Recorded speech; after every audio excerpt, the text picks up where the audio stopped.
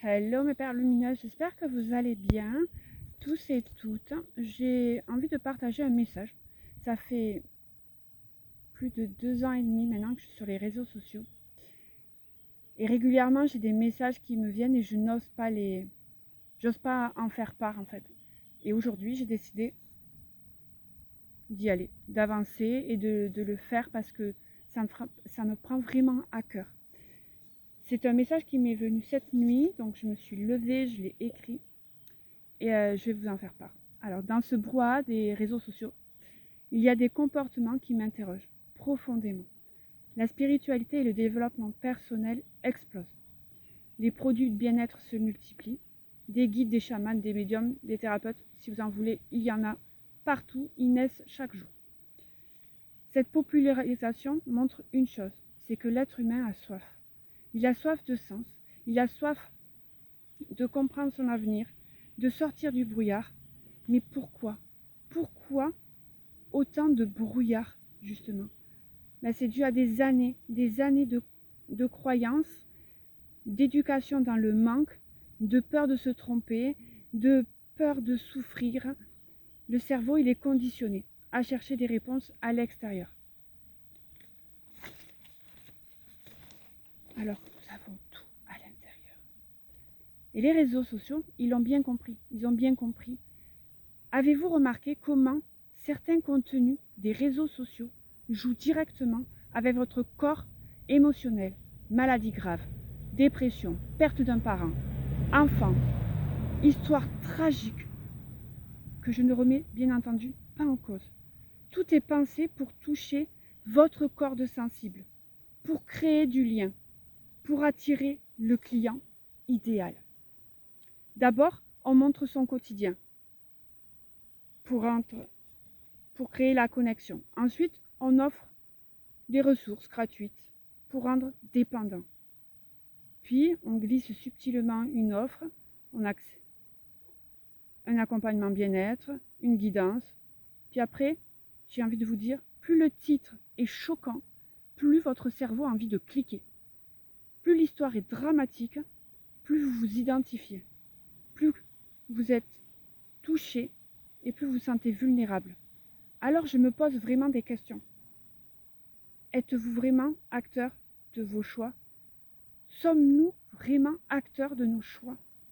Sans ce titre tapageur, auriez-vous suivi cette personne? Pendant vos scrolls, est-ce que vous nourrissez réellement le bonheur qui doit rentrer en vous? Ou est-ce que vous cueillez des émotions volées? Alors stop, prenons un pas de recul. Jouer avec la perte d'un être cher, une maladie, un trauma, est-ce de la transparence? Ou une stratégie? Écrire « j'ai mis ma vie en l'air par mauvais choix », est-ce vraiment la vérité? Ou simplement le chemin d'une âme qui avait besoin de passer par là pour grandir? Pour moi, il y a parfois une manipulation psychologique et émotionnelle. Peut-on faire autrement? Surtout, ça me questionne parce que la plupart des personnes qui sont derrière les écrans, il y en a beaucoup qui sont vulnérables. Et ça me touche en fait. Et alors je me demande pourquoi on ne commence pas par un point joyeux, lumineux, responsabilisant. Pourquoi on ne propose pas un accompagnement de bien-être depuis un espace autour de la bienveillance et non du manque? Pourquoi ne pas guider depuis la clarté au lieu de la peur? Et comment l'humain, comment en sommes-nous arrivés là? Comment on a pu utiliser la douleur, la perte d'un père, d'une mère, d'un frère, d'un cousin, d'un enfant? Merde! Comment c'est possible? Comment on peut faire ça? Comment on peut jouer avec vous qui êtes derrière? Et alors là, je suis en colère, bien entendu. Mais c'est pas une colère.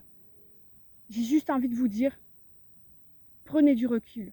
Observez ce qui vous touche. Et demandez-vous, mais est-ce que ça m'élève? Ou est-ce que ça me capte? La spiritualité, elle n'a pas besoin de drame pour exister, finalement. Elle a juste besoin d'une vérité, toute douce, de conscience et de respect.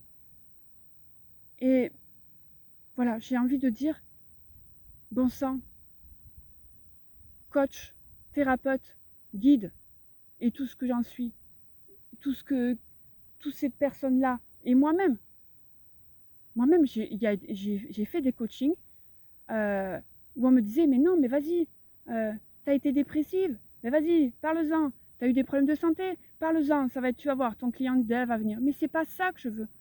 La seule chose que j'ai envie, c'est d'apporter un peu de bien-être à la personne. Et si, j'ai pas envie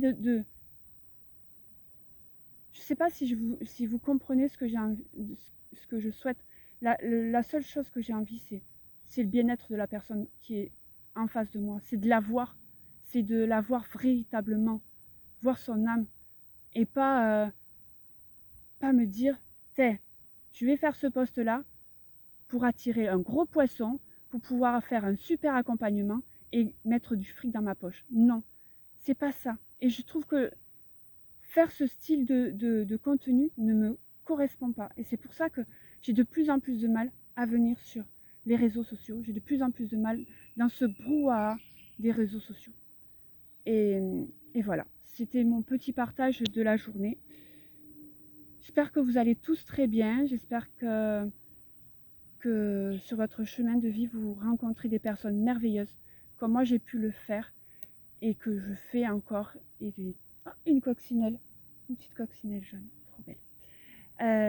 Voilà, je vous embrasse bien fort et prenez soin de vous et faites attention. Faites attention.